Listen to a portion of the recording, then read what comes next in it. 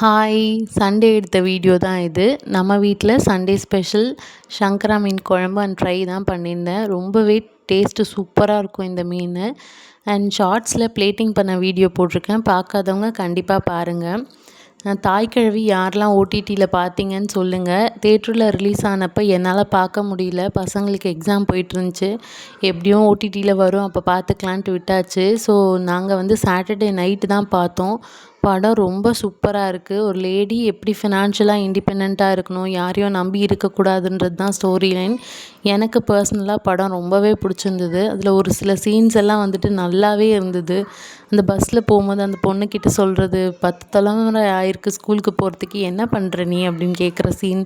And அவங்க பொண்ணுக்கு கல்யாணம் ஆகும், செகண்ட் மேரேஜ். அப்போது அவங்க பொண்ணுக்கிட்ட சொல்லுவாங்க, தலையை குனிஞ்சு தாலி வாங்க, அதை நிமிர்ந்து வாங்க அப்படிங்கிற சீனும் ரொம்ப அழகாக எடுத்திருந்தாங்க அந்த சீனும்.